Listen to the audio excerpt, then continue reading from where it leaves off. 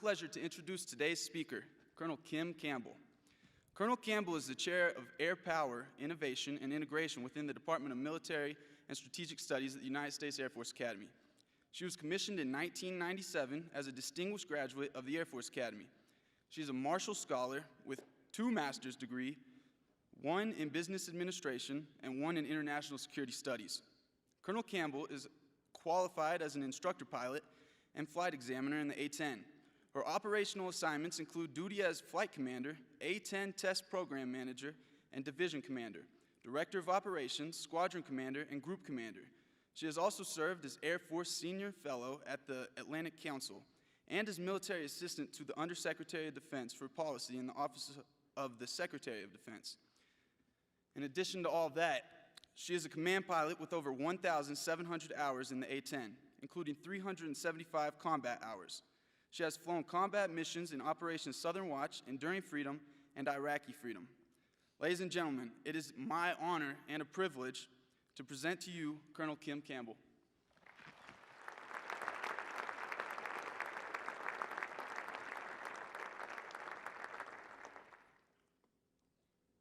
As an A-10 fighter pilot, I've flown thousands of hours in a fighter jet and over 100 missions in combat. And the one thing I can tell you from all of those missions, nothing ever goes exactly as planned. Just when you think you have a solid plan of action, something happens that requires you to adjust and make changes. And if we're leading that formation, then we need to be able to lead our team to mission success. We need to be able to adapt and evolve so that when we are faced with the unexpected, we can respond. Now it's Monday, April 7th, 2003, Baghdad, Iraq. Operation Iraqi Freedom has been underway for about 3 weeks. I'm an A-10 pilot assigned to the 75th Expeditionary Fighter Squadron. And on this day, like every day of my deployment, I'm meticulously planning to support our troops on the ground. But on this day, that preparation really pays off. We are assigned to fly up to Baghdad, air refuel, and then wait in the stack to hold. The situation on the ground is so intense that there are literally aircraft stacked up around Baghdad, waiting for the call. Unfortunately, the weather today is terrible. We can't see the ground below, and we really don't know if we're going to be able to make an impact. But we have to be prepared for an unknown mission, unknown conditions, and unknown circumstances. It turns out we don't have to wait long. As we're waiting in the stack, over the radio, we hear a frantic call. Yard 05, this is Advance 3-3. We're taking fire. We need immediate assistance. We are troops in contact. The hair on the back of my neck stands up. Troops in contact means that our troops are taking fire. They need our help, they need it now, and we are going to take risks to get in there and get the job done. While our ground controller tells us that we have enemy, we have friendlies, we have enemy all in the same location. Our friendlies are on the west side of the Tigris River. They're firing rocket-propelled grenades into our guys. Friendlies are on the west side, enemies on the east side, and there's a firefight going back and forth. I can't see the ground below, so I'm simply plotting this information on my map. My flight lead decides that we're going to fly over to the target location. We'll get right over the top, and then we'll look for a way through. He dives down below the weather first, and then it's my turn. I start my spiral down below the weather, looking for a way to see the ground below, and I slowly start to see the ground pop up. I pop out below the clouds, and I can see the bridge, the North Baghdad Bridge. That's the target we're given, but the plan is to get underneath that bridge, to take out the enemy, to take out the Iraqi Republican Guard. As I pop down below the weather, we are so low that I can actually see this firefight happening back and forth across the river. I can see rocket-propelled grenades. I see smoke and flashes. And then at about that same time, I start to see puffs, gray and white smoke. This time it's around my cockpit. Bright flashes. And it's at this moment that I realize not only is there this firefight across the ground, but they're shooting at us too. But we're going to get in there as quickly as we can. We use gun and rockets on the enemy location. My flight lead goes first, and then it's my turn. I check my distance from my target, I check my altitude, and I check that all my switches are set correctly. And then I roll in. I get my nose right underneath that bridge, hit the pickle button, our weapons release button, and instantly, 7 rockets come off the airplane. But now it's time to climb up. I've got to get my energy back. I'm making my turns to get up my altitude, and then boom. I'm rocked in the cockpit as I feel and hear a loud explosion at the back of the airplane. I'm hit. The jet noses over, and I can see Baghdad below. I pull back on the stick, nothing. It's not responding to any of my control inputs. The ground is now getting closer, and I know that I might have to eject. But I don't want to eject into the hands of the enemy. I quickly try to analyze the situation. Master caution light, hydraulic lights, hydraulic gauges. They're at 0. The system is empty. It is completely depleted. Well, I don't want to eject. I look down at the ejection handles. Not yet. I don't want to eject into the hands of the enemy, and so I decide that I'm going to make every second count. I set aside my fear, I regain my composure, and I engage our backup emergency system. The airplane starts to climb out and away from Baghdad. And that is the first moment that I think I may make it out of this situation alive. Now, when my airplane was hit, I didn't have time to ask for help. I didn't have time to open a checklist. I just had to react. And thankfully, my training kicked in. I was able to respond and react in that unknown situation, that highly unexpected situation. But now that the airplane is flying, my first priority is I want out of Baghdad. And so I start maneuvering south to get out of the city. And then AAA, anti-aircraft artillery, starts coming up from everywhere. Amazingly, we make it out of Baghdad and above the weather with no further battle damage. You see, I think I still might have to eject. And I know that if I can eject outside of Baghdad, that my chances of survival and escape will be much better. Well, now that we're out of Baghdad, my flight lead decides that he needs to pull up alongside of me and do a battle damage check. Essentially, a look over the airplane just to see the damage. So he pulls up next to me and says, "Casey, you've got hundreds of holes in the fuselage and tail, and a hole about the size of a football in that right horizontal stabilizer." I didn't know what to expect. It doesn't sound good, and quite honestly, I'm shocked and amazed that this airplane is still flying. It's a true testament to the durability of the A-10 that it can take that much damage and still keep flying.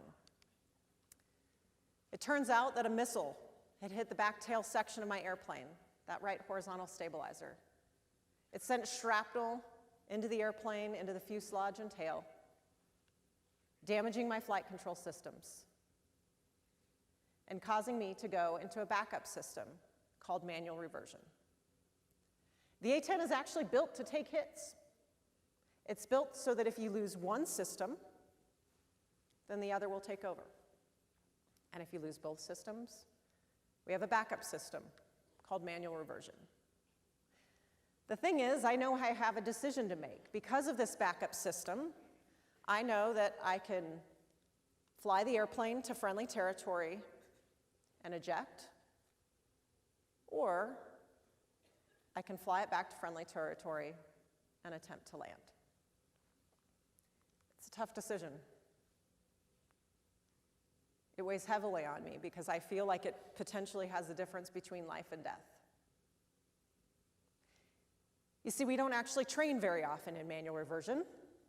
We do it once during our initial training, just so that we know how the jet will respond, how it will fly. And manual reversion landings, not something we practice at all. In fact, the checklist for manual reversion landings says to attempt under ideal conditions only. Now, I honestly have no idea how you can get to ideal conditions when you're in manual reversion, but that's what the checklist says. So I know I have a decision to make.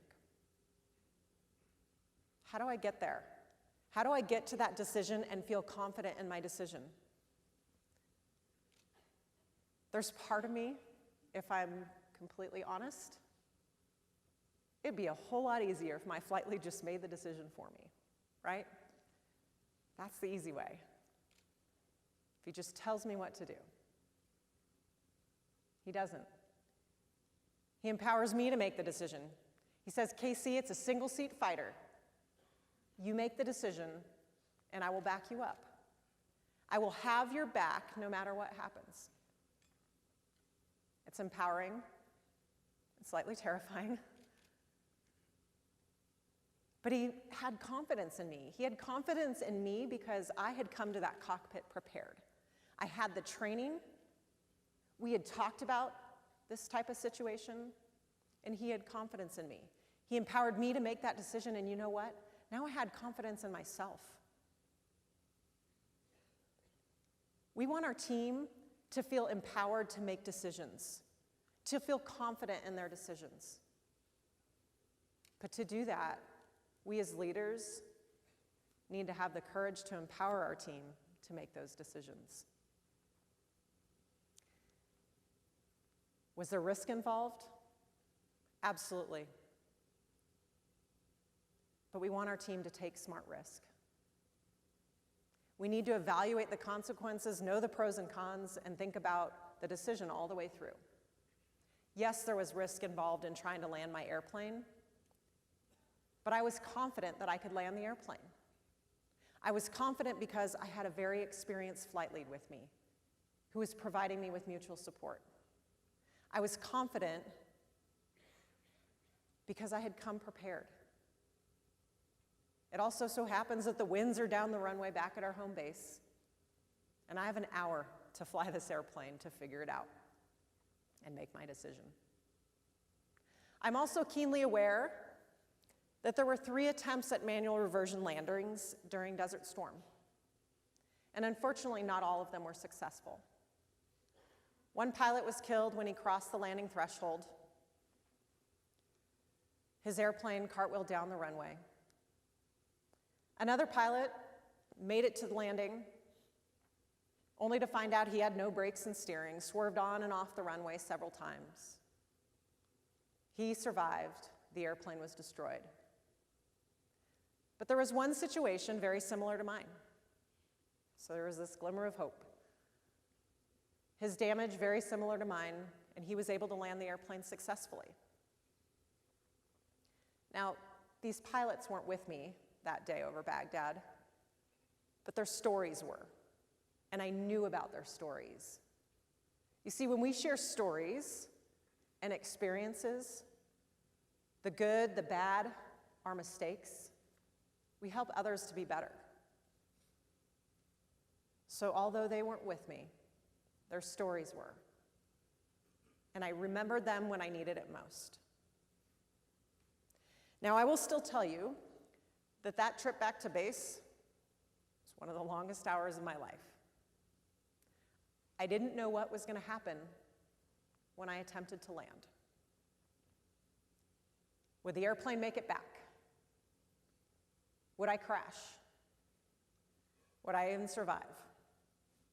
I didn't know. But I had to push those thoughts out of my mind and just focus on the task at hand.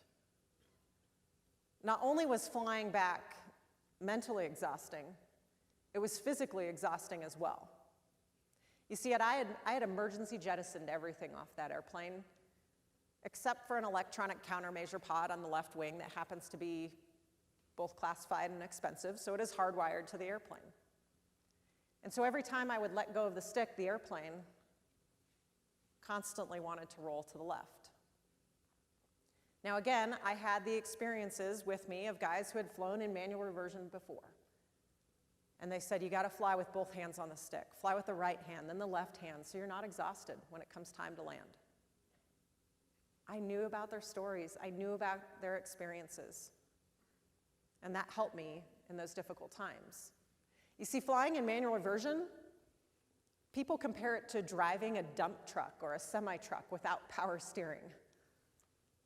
I haven't done either, so I don't know if it's true, but I can tell you it was very difficult to fly. It was mentally and physically challenging. But I had a lot of factors going my way. I was aware of those experiences, the people that had come before me, the people that had sacrificed before me. I learned from them. And I had a very experienced flight lead with me. And so we elect to continue with the approach. We cross into friendly territory. We do a controllability check to make sure that the airplane is flying fine, to understand that even at a slower airspeed, it actually starts flying pretty well. We contact the tower controllers and the supervisor of flying to let them know that we are on our way in. They tell us that the helicopters are on alert, that the crash recovery team is there waiting. I don't want to use either, but it's really reassuring to know that they're there, to know that there is an entire team at home waiting to provide me support. And so we elect to continue the final approach. Now, all this time, my flight lead has made all the radio calls, done all the coordination, and all I have to do is fly. And that's about all I can do. But as we come in on that final approach, I have to make my first radio call. And for the pilots in the room, and for those that are interested in being pilots, there's a couple things about being a pilot that you really want to do. You want to sound good on the radio, right? Calm and controlled. And so I am just adamant that I am going to sound calm and controlled on my one and only radio call. And I probably practiced it. Who knows? I probably said it to myself a few times.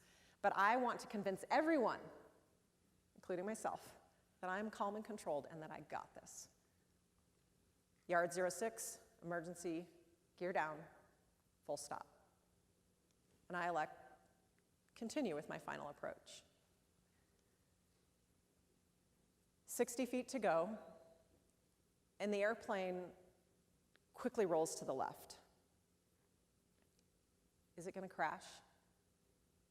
Do I even have time to eject? I quickly yank the stick back and the airplane levels out. 30 feet to go. Please let me make it. 10 feet, main gear, nose gear, and the airplane is on the ground. I take a huge breath.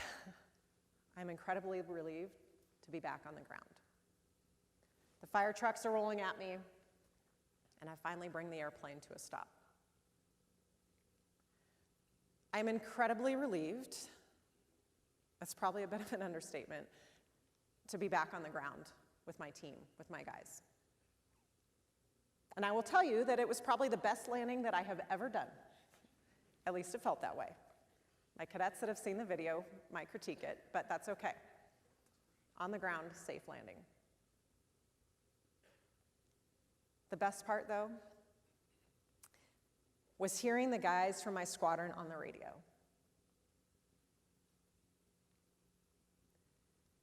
They were standing by in their jets, waiting to launch, waiting for me to return, and hearing them say, Welcome home, KC.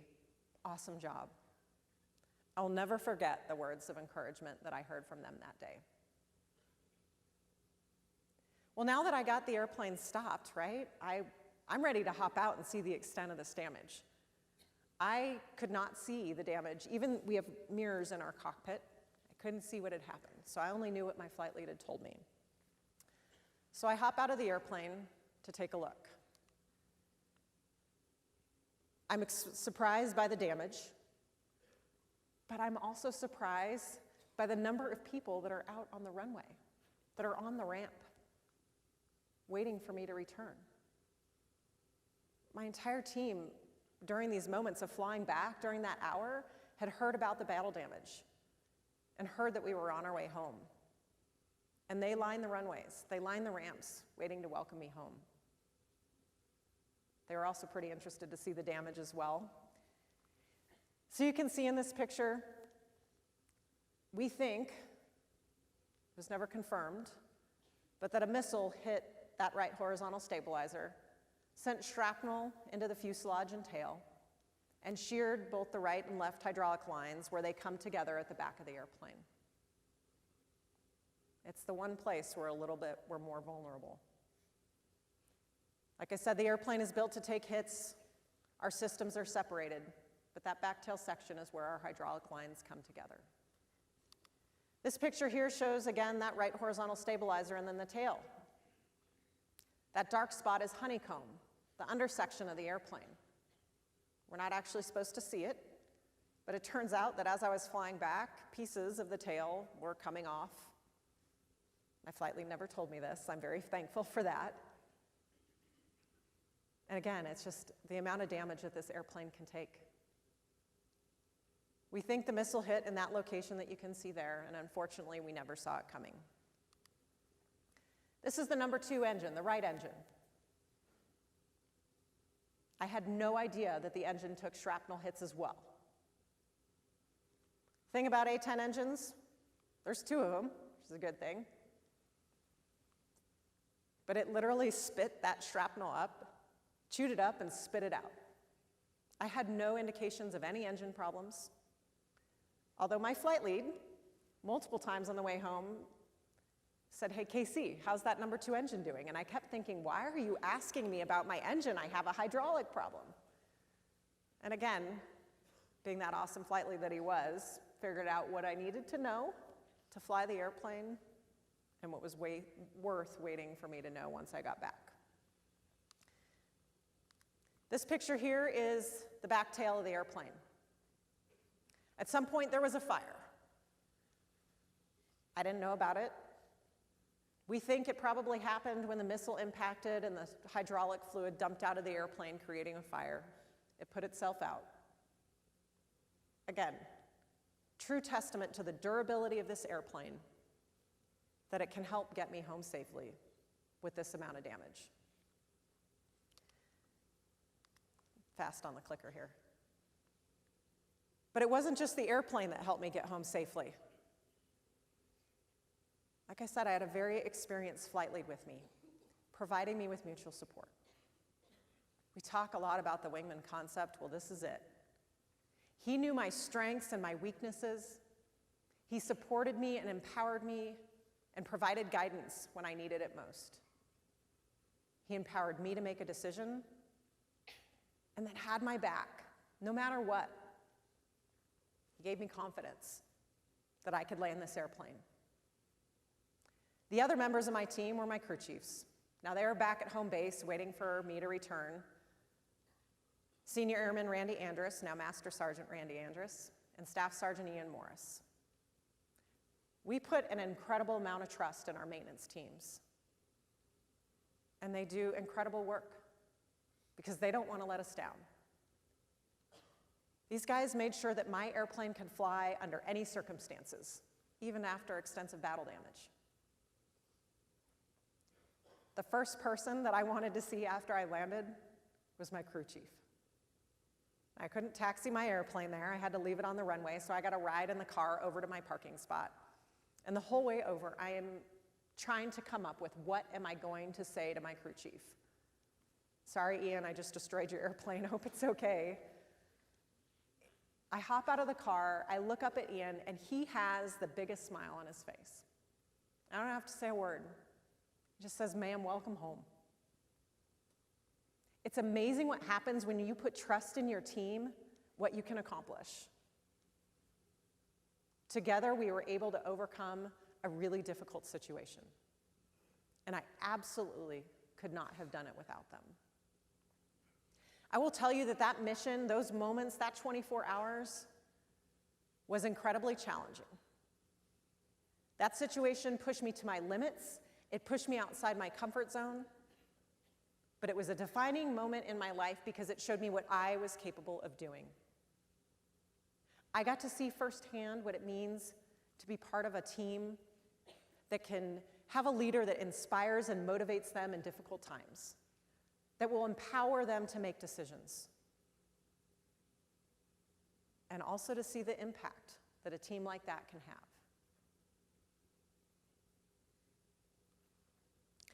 Now, as leaders, if we want to create a successful, high-performing team, then I think there are a couple things that we need to do. And that mission set the stage for me for the rest of my career. Those experiences of being part of a high-performing team and seeing how it works and seeing the impact that we made in Iraq, that stayed with me. Whether I was leading a 2-ship, a 4-ship, a squadron, or a group, I understood what it was to be a leader of a high-performing team. And if we want that in our organizations, then I think we need to practice both vulnerable and accountable leadership. The very first thing we need to do as leaders is establish trust with our team. And I think we establish trust by being vulnerable, by being open to new ideas, by being open to risk and uncertainty. Now, I get it. Vulnerability in leadership maybe sounds a little counterintuitive. Vulnerability in leadership for a fighter pilot sounded a little counterintuitive as well. But here's the deal. Vulnerability isn't about weakness. It's about being open to uncertainty, about being open to risk. It's about admitting that you don't have all the answers and then asking your team for ideas. It's about making a mistake or a bad decision and then stepping up to own it. It's not weakness. And if you don't believe me, go read books by Dr. Brené Brown, who has studied vulnerability for decades. I can only tell you what I've done in practice, but it works. Vulnerability in leadership creates an environment where your team will be more creative and more innovative. But it's not easy. And just a few years ago, I was in charge of a team of over 1,600 personnel throughout South America, Central America, and the Caribbean. Different missions all over the area of responsibility. And I had to earn their trust. As a new commander, I had to earn their trust and get to know what they did. The majority of my airmen in Honduras, or a good majority of them, were firefighters. And I thought, well, I need to get to know what they do. I need to understand. So if we're going to make decisions about their equipment and what they do, what risk we're going to let them take, then I need to get to know them. So I asked them, how can I get to learn what you do on a daily basis? They said, "Man, we've got a great idea for you. You can come suit up in a fire suit and then go in the burn house with us to fight a fire." All right, part of me is incredibly excited and part of me is also terrified. Why? Because I'm a combat-proven fighter pilot and I don't want to look like an idiot. I don't want to do something stupid in front of my airmen. I don't want to make a mistake. But I got to set aside that ego and just be a student.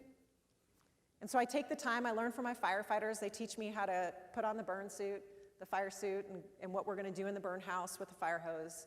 And then they sound the alarm, and we run out to the fire trucks. We get our suits on. And I'm sure I'm dead last. I mean, they're much faster than me. But we hop in the truck, go out to the burn house. They let me lead in. And after about 15 minutes, we put the fire out. And I come out of the burn house, and first off, the heat is exhilarating. But I am totally exhausted. and it's been 15 minutes. And my firefighters do this for hours, for days. I'm exhausted, I am drenched in sweat. I'm sure my heart rate is through the roof because of the adrenaline. But in those moments, I got to know my team. I got to connect with my team in a way that a PowerPoint briefing or a presentation ever would. I got to know them, I understood what they went through, and I connected with my team. Vulnerability in leadership can be challenging. It can be intimidating, but it can also be incredibly rewarding. Over time, I got to know my airmen throughout the AOR, throughout the area of responsibility, and they trusted me. They brought ideas to me about ways to improve our organization. In fact, some of the best ideas came from the lower levels of the organization. Sometimes our ideas do come from the lower levels, but we have to create that environment and establish trust so they're willing to bring those ideas forward. Vulnerable leadership inspires loyalty, it creates greater connections with your team, and enables your team to perform at the best. We just have to be willing to do it. Now, once we establish that trust, the other key piece to creating high-performing teams is that we need to create an environment where our team feels safe to take smart risk, to get outside their comfort zone, and to fail. But to fail forward, to learn from those experiences. And I saw this firsthand when I was part of a team that was developing and testing new software in the A10. My task as the lead for the A10 test team was to bring the A10 out of 1970s technology to state-of-the-art precision weapons. Kind of like transitioning from a rotary phone, and I know most of the cadets don't even know what that is, to a new smartphone. And it was tough. It was tough because most of us in the A10 community had been doing things one way for so long, and we were good at it. Why change, right? So there was resistance to that change. But it turns out that we could be more efficient and more effective with the new technology. So my job was to develop these tactics, techniques, and procedures and get the entire A10 community to move to a new way of doing business. I had a fantastic team. We trusted each other, we knew each other, and we knew there would be failures along the way. We weren't always going to get it right. But failures are hard. And I happened to be the lead of a mission where we had a pretty significant failure. You see, we were testing new weapons, air-to-air weapons on the A10, and we had to change the software and some of the ways that we did business.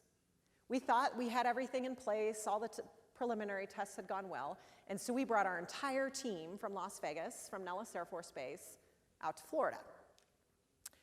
And we were going to shoot air-to-air missiles at full-size drones. We had analysts lined up waiting to go with the latest technology to watch this test. We took off uneventfully, we rejoined with the drones. I was leading the mission, beautiful blue sky, the sun is out, and I have this awesome drone in the center of my heads-up display, which is a pretty good feeling because now I'm about to shoot it down. I'm completely lined up, everything is ready to go. I hit the pickle button, our weapons release button. Nothing.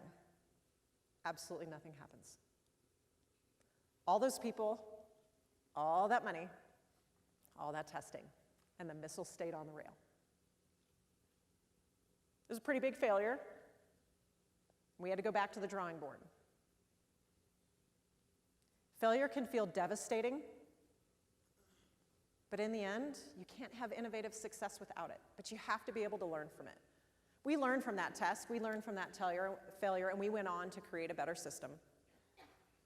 But we had to fail along the way to get there. Failure can feel devastating, and nobody wants it.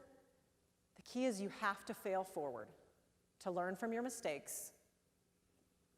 Fail, suck it up, and move on, but learn from those mistakes. Now, the last thing that I think is important for creating high-performing teams and allowing teams to be successful is that we have to be accountable. We have to practice accountable leadership. We need to hold our team accountable, but we also need to hold ourselves accountable. If we make a bad decision, if we make a mistake, we step up and we own it. By admitting mistakes, we show our team that it's okay to bring problems to the table. And then that way, they're more likely to bring small problems before they become big problems before the organization. But we have to be accountable. And we do that best in the flying community by conducting a debrief, an open and honest fighter pilot debrief. After my mission in Iraq, essentially a success in that I had landed the airplane safely, we weren't content with that. We had to figure out what we did wrong, what we could do better the next time. And so we do a debrief. We check our rank at the door so that the youngest members, me in this case, the least experienced, can provide feedback to the most experienced people in the flight. And then we share that information with our team. We talk about our objectives. What did we do well? But mostly, where did we fail? Where did we make mistakes? And then we figure out the root cause, come up with our lessons learned, and share that with our team. We focus on the suboptimal outcomes. We're not just giving ourselves a pat on the back about the great things we did. We focus on the suboptimal outcomes so that we can create a culture where we're constantly trying to improve and get better. And by doing that, we hold ourselves accountable. The debrief, that environment ensures that we're not so rigid that we can't change, that we can remain flexible so that we're relevant in a competitive environment. But we have to hold ourselves accountable. We have to hold our team accountable. And accountable leadership is absolutely essential to high-performing teams. Now, on April 8th, the day after my mission in Baghdad, I got to sit Combat Search and Rescue Alert, CSAR, which means if a pilot gets shot down, we will do everything we can to go pick that pilot up. And our job as A-10 pilots was to coordinate the rescue. Well, it's April 8th, it's the day after this incredibly challenging mission, and I'm exhausted, and it's a chance, in most cases, to relax. Usually on CSAR Alert, we sit next to the ramp on the runway, we read, we sleep, we watch TV, and we relax. Not today. Today we get the call, the alarm sounds, it's not a drill, an A-10 pilot has been shot down in Baghdad. The alarm sounds, we race out to the jets, we get there as quickly as we can. The crew chiefs practically have them completely started before we even hop in.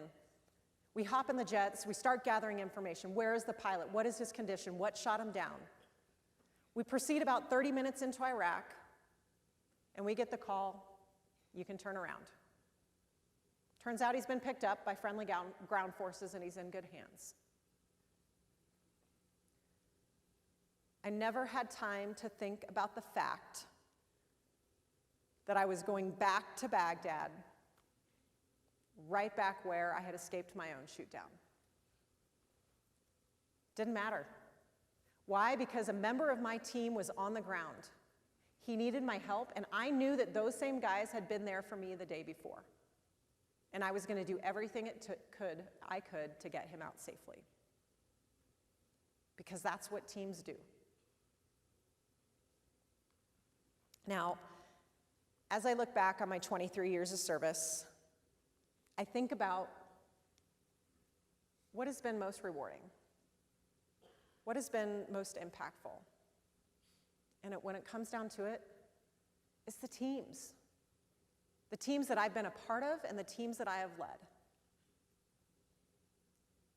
My brothers and sisters in arms. That's what matters. I will never forget the men and women that I have served with. Yes, there were challenges. I will not forget the challenges that we experienced in combat. But the bonds we made, the friendships, the camaraderie. That's what's important. Because when you have a team that's successful and that performs well, you can make a significant impact. And that impact matters.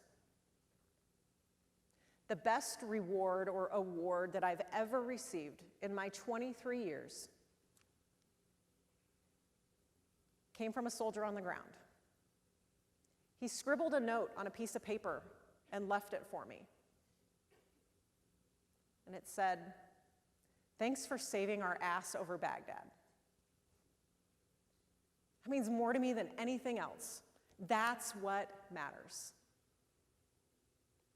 Now, I know as cadets and young people here in the room, it's hard to imagine the challenges that you might face, the experiences that you might have. Believe me, 20 plus years ago, when I was sitting here in this room, I couldn't have fathomed the way that my career would go, the experiences that I would have. The key is we gotta be prepared. We gotta be ready for it. Because we will be faced with challenge, we will be faced with adversity, and we have to be able to be prepared to respond and excel when you are faced with the unexpected. You have tremendous opportunities ahead of you, and I wish you all the best of luck. Thank you very much.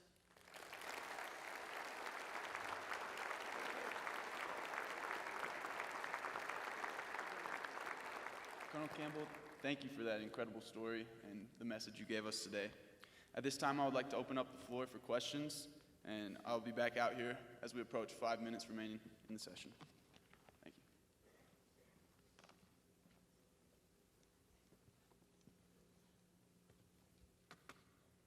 Stop pressing that clicker, it moves too fast. Hi. Hello, ma'am. Cadet Collins from West Point. During your training, you gained experience and skills in yourself and your team, but I think your mission, what you went through, really exemplifies a lot of faith in your equipment as well. And you touched on a little bit when you went over how reliable the A-10 was. I was wondering, can you go into a little bit more about how your faith in your equipment and the A-10 allowed you to make the decision to stay in the aircraft rather than eject? Thank you, ma'am. Yeah, absolutely. So, as I mentioned, the A-10 was built to take hits. It was designed for a mission of close air support to get down low and support our troops on the ground. And so there are several redundant systems in the A-10. It has 2 engines. The wing tanks are enclosed in protective foam lining to prevent fire after battle damage. As a pilot, I sit in a titanium bathtub for protection against enemy fire. And so I knew that this airplane, I had confidence in this airplane because of that reliability, the redundancy that was set in the airplane. And so I felt very comfortable flying the airplane back. I mean, I had 300 miles an hour. The A-10's not very fast, you might know that. But I had an hour to figure it out, and I flew for an hour in it, and it felt good. And don't get me wrong, there are plenty of people that think I should have ejected, and that's okay. And sometimes it comes down to you in that moment, and you have to make the decision. Nobody else was flying it. Nobody else was going to do it for me. But I felt very confident in the design of that airplane, and I am thankful for all the people that designed and built the A-10 and who worked on the A-10, because they created an airplane that would keep us safe, but allow us to go do our mission to support the troops on the ground, because that's our bread and butter. That's what we do. That's what's most important. Thank you, ma'am. You bet. Colonel Campbell, Cadet Third Class Rubio, Hi, Will. CS-25. I was wondering, as we start to move more towards the F-35 for close air support missions, obviously your mission and your story exemplifies the need for a durable aircraft that can kind of get and be the low and slow aircraft and provide cover for troops on the ground. Do you see a potential move to make a second iteration of the A-10 in the future to act as the future of close air support aircraft besides the F-35? Sure. So, the A-10 has had kind of an up and down history of whether or not it's going to stick around. And kind of the latest information, and this is administration dependent, and, is that the A-10 will at least stick around through 2028, 2035. Obviously, there's some new discussions of light attack aircraft and options to potentially replace the A-10 down the road. But I will tell you that as an A-10 community, we hold so dearly that close air support mission that we have sent some of our best pilots to the F-35 community because we want that mission of close air support to excel. So even if the A-10 goes away, that mission won't go away. And that's why we're sending our best pilots to go do that, because we feel so strongly about the close air support mission that the aircraft doesn't really matter. We're gonna go get the job done anyway, because we have that connection with the guys on the ground. Thank you, ma'am. You bet. Good morning, ma'am. Staff Sergeant Camille, FE Warren, EOD. When we talk about PTSD, not only in the Air Force, but DoD-wide, it hits our community pretty hard. If a team lead goes down, the team member is expected to attempt to save the life of the team leader and then move on with the mission. After your experience and the next day having to face a second mission, how as a leader would you recommend other leaders deal with PTSD within their troops? I will tell you that getting in the airplane in the way I did the next day was probably the best way it could have happened, because I didn't have time to think about it. I just reacted. I got in the airplane. I didn't think about what was happening. So for me, that was really effective. I got it out of the way of flying again. And I will tell you that the follow-on missions, it was still tough. It was tough to fly over Baghdad again. I ended up transitioning to nights, and then I realized they were shooting at us all the time. We just didn't see it. And so for me, continuing on with the mission is what helped me, because it was so important to go do what we do to support the troops on the ground that I kind of just pushed everything out of my mind. I don't know if that's the best way to deal with it. It worked in those moments, and I think I didn't really come to grips with everything that had happened and kind of those moments of fear and terror. I mean, even when I came back into the squadron, actually to the chow hall after the mission, I remember people came up to me and asked if I was scared. I was like, no, I wasn't scared. I just, I had to respond. There was nobody else to do it. I wasn't scared. And then I went and listened to my video, and I have probably a few cadets in here that have seen the video, and they can attest that my voice and the octave is much higher, and so clearly I was scared. And combat can be terrifying at moments, but it's about what you do in those moments that matter. And I think what really helped me was my brothers and sisters who were there for me, that welcomed me back, that asked me how I was doing, that knew that it had to be tough. And because we had those bonds and had that time together, being able to share with them was really important. And then I got the opportunity to come home and share with my family as well. And my parents are sitting here today. I have no idea how it is for them to hear this story again, because I woke them up in the middle of the night in California because my squadron commander told me I should call and let them know that I was okay. A 1 a.m. phone call in the middle of the night from your daughter who's flying missions in Iraq is, I don't know how settled they felt after that. And all I could say was that I was okay.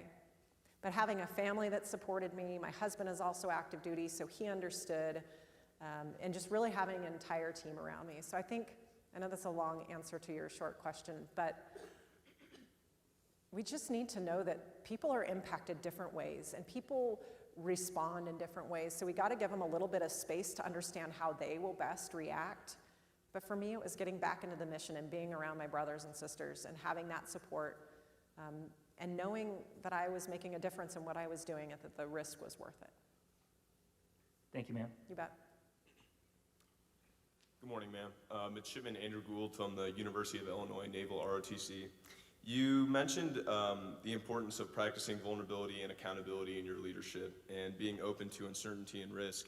And I just was wondering if you could go a little bit more in depth to that. How do you do that on a daily basis when you interact with your airmen, your fellow officers, the people that you work with every day? How do you build that trust through vulnerability and accountability, just so you can have that togetherness and that high-performing team?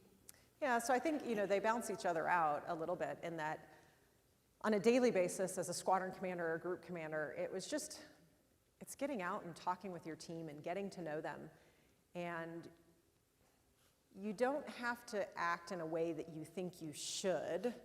You should just go out and act in a way that is you and not try to be something you're not.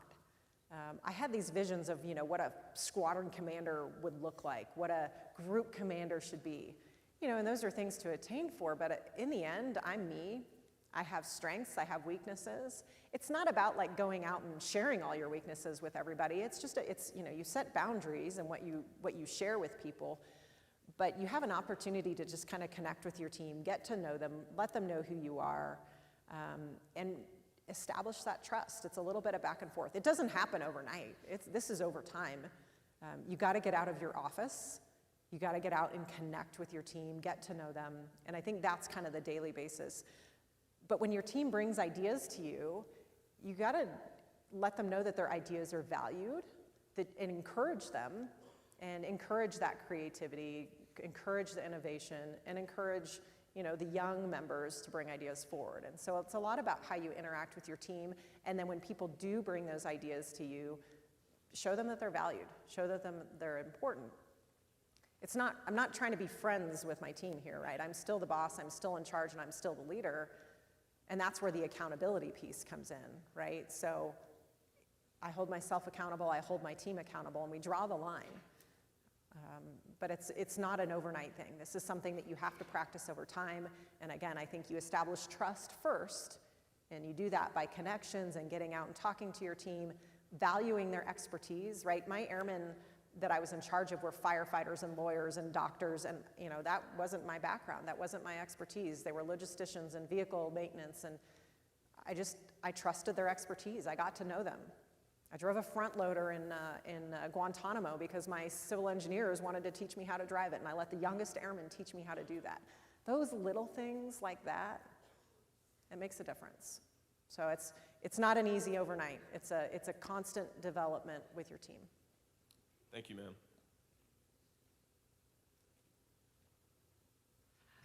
Ma'am, Cadet 3rd Class Thompson, Squadron 29.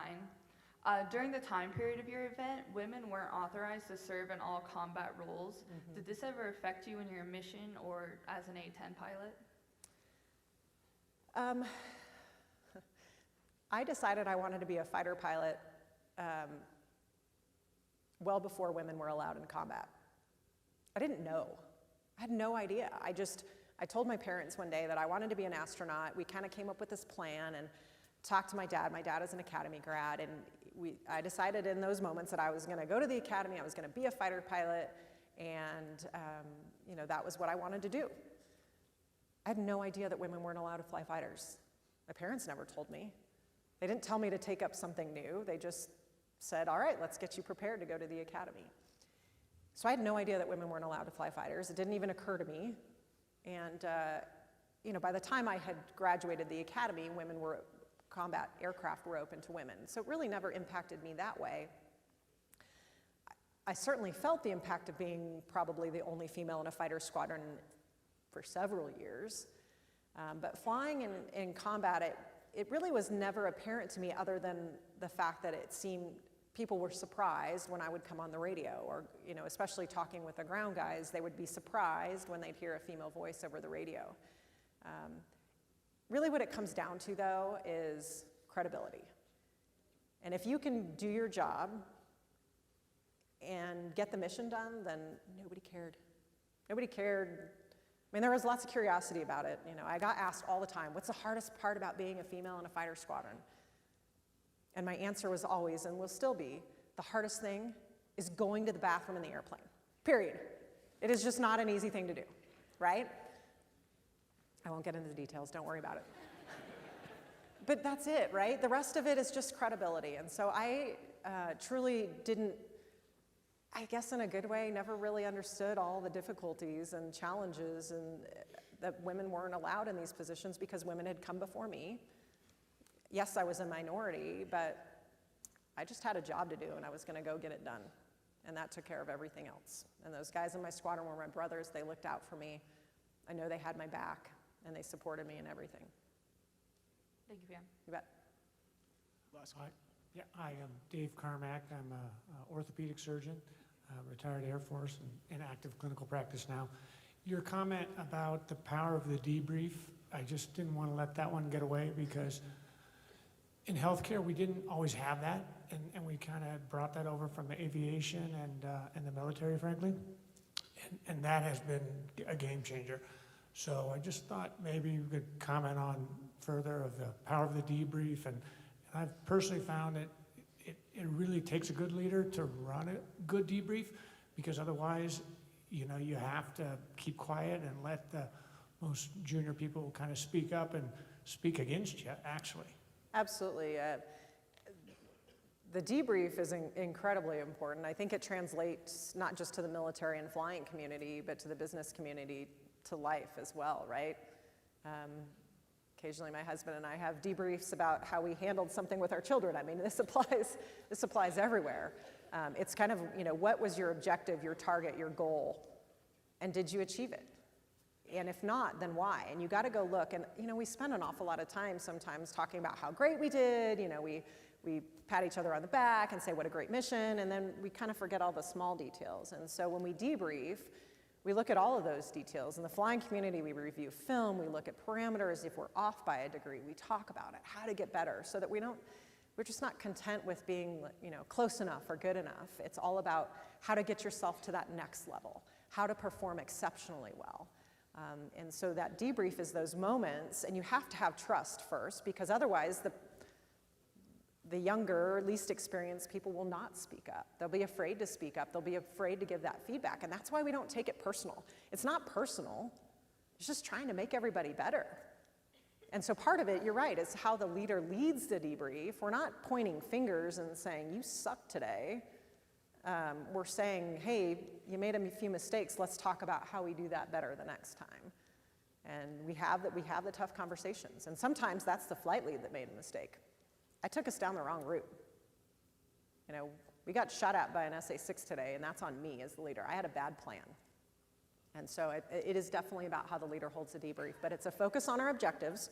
So we have to have clear objectives first, and then we go back and evaluate those objectives. We figure out what went wrong, where we want to focus. We identify the primary cause, and then the key thing is you can't just leave it there. You got to have a lesson learned. And as much as you learn that lesson, then you have to take action on it. It does us no good if we just have a list of lessons learned and we do nothing with them. We have to take action. And that means you share it outside just the immediate debrief team. You share it with everybody else. And that's hard sometimes, because sometimes the mistakes and the things that people do poorly, that's where we all learn the best from. And so we've done that fairly well in the flying community, and a lot of times it happens with accidents and things. We'll go debrief those and figure it out so that it doesn't happen again. I think it translates very well to the medical community as well. Thank you. Colonel Campbell, thank you again for sharing your experience and wisdom with us. Thank you.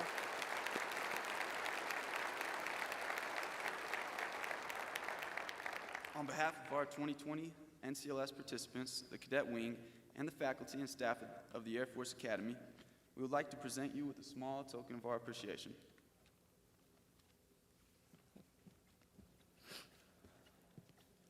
Thank you.